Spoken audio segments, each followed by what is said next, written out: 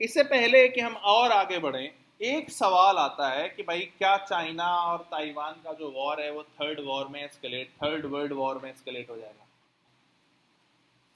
देखिए, ताइवान के मुद्दे को किसी भी हालत में हम तीन चीज़ों से अलग नहीं देख सकते: Indo Pacific, ASEAN and China.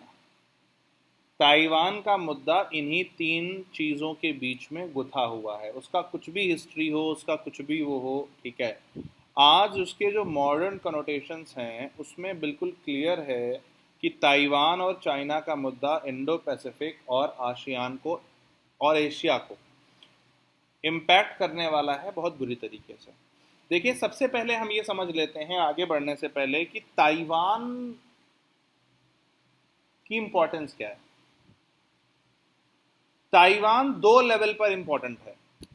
पहला तो एक वर्ल्ड की स्ट्रेटजी और ग्लोबल वर्ल्ड ऑर्डर के तौर पर, मतलब जैसे ही रशिया ने यूक्रेन पर कब्जा कर लिया ऑलमोस्ट, ठीक, चाइना ताइवान पर करने की कोशिश कर रहा है। It will set a president that big fish will eat smaller fish, and this president will be very very bad, and this precedent also does not uphold United Nations charter, क्योंकि United Nations charter में clearly लिखा हुआ है principle of equality, right.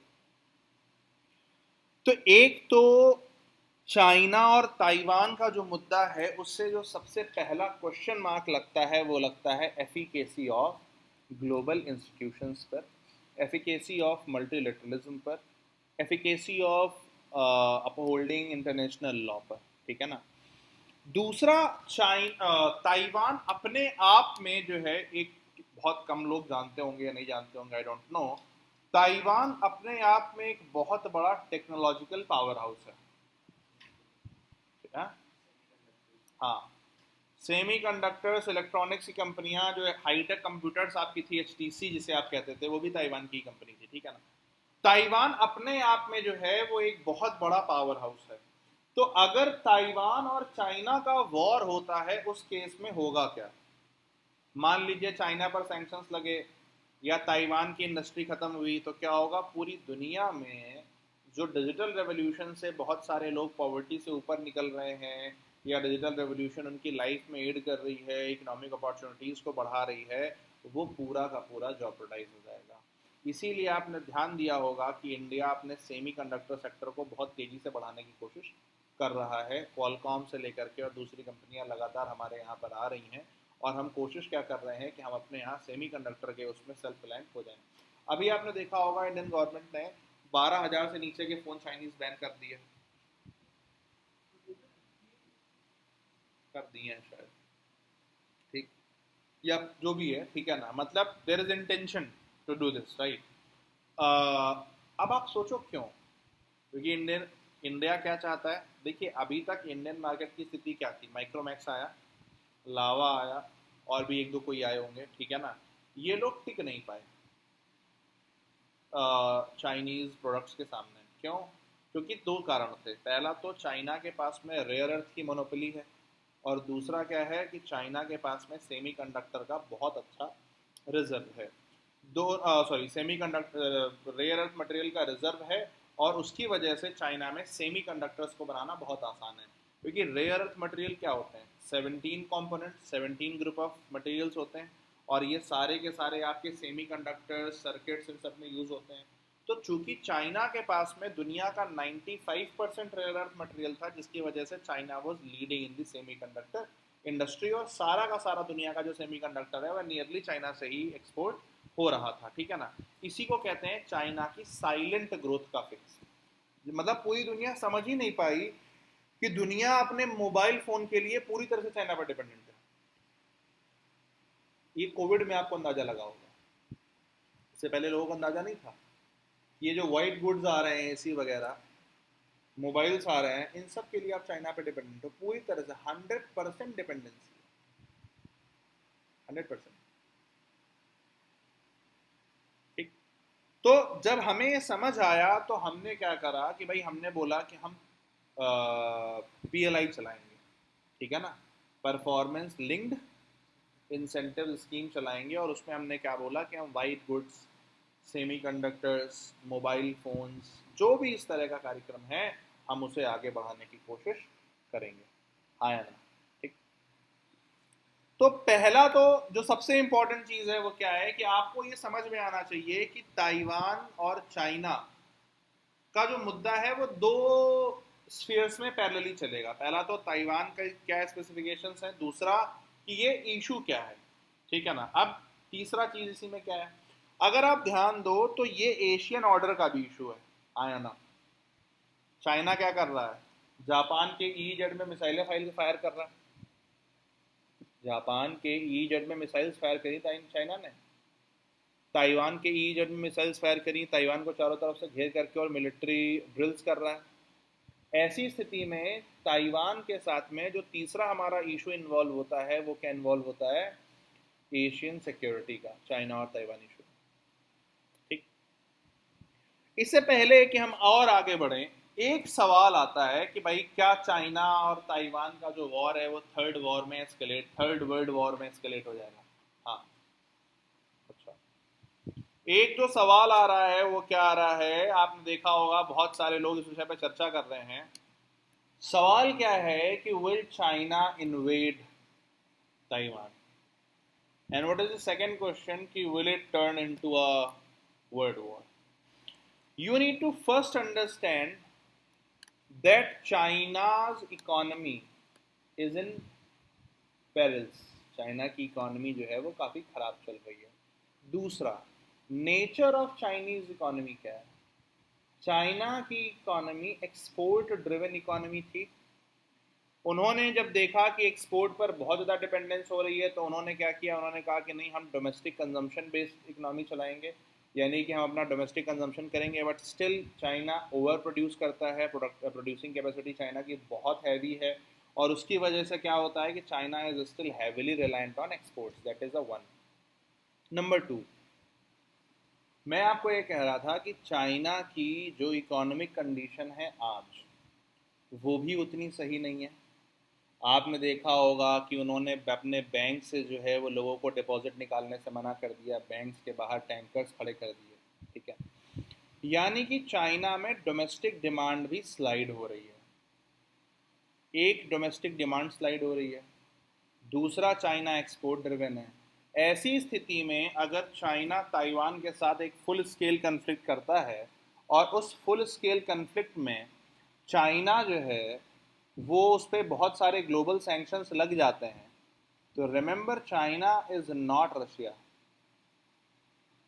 ठीक है, and China will face issues in handling it's economy. क्यों? क्योंकि China का जो एक्सपोर्ट सेंट्रिसिटी है, चाइना का जो एक्सपोर्ट पर डिपेंडेंस है वो बहुत ज़्यादा है, और चाइना की एक्सपोर्ट डिपेंडेंस की वजह से China will face major problems if the conflict of China and Taiwan escalates into a full-blown war. That is one. Number two, you also need to understand one thing, that post the COVID, there was an undercurrent against China, especially in the countries who could stand up to China. See, countries like Nepal, Nepal का statement आया कि we are closely monitoring the Taiwan issue and we understand China's concerns. Sri Lanka का आया कि we are closely monitoring these situations in Taiwan and China, between Taiwan and China, and we understand and we are with one China policy. Now, all these smaller states which have been overburdened by Chinese debt, they are in no position to openly stand up to China or to say that no, this is wrong or we are with Taiwan, right? But countries like France, countries like Australia, countries like India, right, countries like Japan, these countries, they have the capacity, or they had the economic might, or they had the strategic might to say that okay, this is wrong and China is an aggressor. But if you look at the global world order right now, USA is confused. It is a clear case of confusion. Nancy Pelosi lands in Taiwan, then there is a entire saga going on there. China is saying blah blah blah, and then Nancy Pelosi comes back and say that no, China is one of the most freest society in the world. Right? USA is confused. Japan is not willing to engage in a conflict. Japan के EEZ में they have fired missiles, but you also know that 2 days back entire Japanese government resigned owing to economic crisis. Australia is willing but not getting enough support from its Western allies, namely USA and Japan. UK is willing to stand up but is without leadership. So you understand my point. There is no leadership in the UK, right? So in major powers, you are left with France and India. Because China engages well with Russia in many matters, so Russia will not try to come in between India and China. Earlier also Putin has said that Xi Jinping and Narendra Modi are mature leaders and they will, sort things out. Because Russia understands that its dependence on India and China are huge.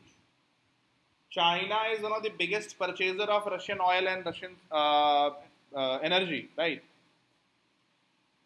And if you go to a country like France, so when the Russians started attacking Ukraine initially, Macron met with the Putin, right? But there was no conclusive stand against Russia. So what is the template of the world? No matter what kind of conflict arises, every country will first look to secure its own national interest.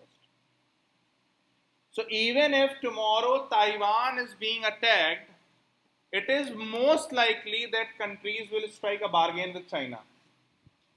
We'll be with you if you give us this. We'll be with you if you give us this. We'll be with you if you give us this. That is what real politics is all about. Realism in politics, international politics. You don't expect that there would be a coalition, who will protect Taiwan. They had a NATO. What NATO did to protect Ukraine? They just gave weapons. What gave? They sold weapons, kind of, right? So do not expect that there would be a huge grouping or there would be a huge clamor on Taiwan issue. Yes, Taiwan issue would be used as an opportunity by many people to extract some concessions out of China. And you might feel bad about what I'm going to say, but for India it is also a golden opportunity. When the Taiwan issue happens, it is a golden opportunity for India. India can threaten that I'll ban all the Chinese products that are coming to India. We'll stop trade until and unless you go back from Eastern Ladakh region. I'm just saying. This is a wild example. Not trying to school Indian policy establishment. Just a wild example. That India can do it. India also has an opportunity. Because Modi ji says, with the crisis comes an opportunity. आपदा में अवसर. तो अभी Taiwan issue unfold होना बचा है. But I don't see it getting turned into a major world war type conflict. I don't see it into getting turned into. See, even Ukraine, I said that in 7-8 days the war will be over. But if you see in Ukraine what is happening, they are somehow forcing Ukraine to stretch the war. And they are continuously selling weapons to Ukraine. Right? But it is leading to the demolishing of that entire country. अभी तो उन्होंने देखा ना Kyiv के आसपास उन्होंने सभी कुछ घेर रखा है. खार्किव ये सब पूरा ही उन्होंने घेर रखा है. ठीक है. So I do not see Taiwan turning into a major flashpoint. I do not see Taiwan turning into a major world war. I do not see Taiwan becoming an issue which will unite the world against China. अगर world को unite होना होता, Covid was the biggest opportunity. कुछ लोग unite भी हुए, anti China sentiment आए, belt and road initiative slow हुआ, चाइना की इकोनॉमी में प्रॉब्लम्स हुई, but Taiwan will offer another such opportunity to force China to come to the right path, force China to mend its ways, force China to leave its imperialistic mindset, force China to follow international law, force China to participate in international trade fairly, force China to not indulge in this adventurism around its borders, force China to ensure that it treats its neighbors respectively, no matter how big and small it is. So Taiwan conflict will be another issue for the world. See, if they decides to use Taiwan issue in a better way, they can force China to come to its knees. They can. I'm not sure what they are going to do. But Taiwan will offer a very, very good opportunity to China, to entire world community, be it India, Japan, Australia, US, England, whatever. But it will offer a very, very good opportunity. Why? Because if you put sanctions on China, China can cripple. The dependence of Russia was very different. Without energy, you can't run. China is not providing energy to anybody. And slowly, the things that China used to monopolize, slowly other countries are becoming expert in that. Example, India ka hi le lijiye. From white goods to semiconductors.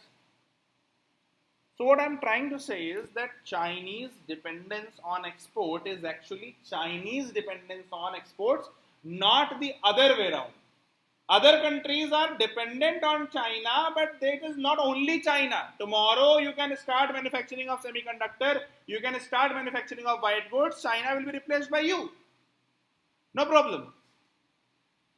China is not offering oil, gas, something without which the world cannot live. Right? So the idea is if they decide to use Taiwan conflict in a better way, entire Belt and Road Initiative can be coerced in a way to make sure that if it is going through a country where the country in which it is not on board, for example India, जो Karakoram highway से जा रहा है, और any other country, या कहीं पर ये डेप्ट के लिए किसी को फोर्स कर रहे हैं, ठीक है ना, so all those countries can come out and say no, will not let this happen, and then international community can ensure that China is schooled properly. So will it turn into a world war? No.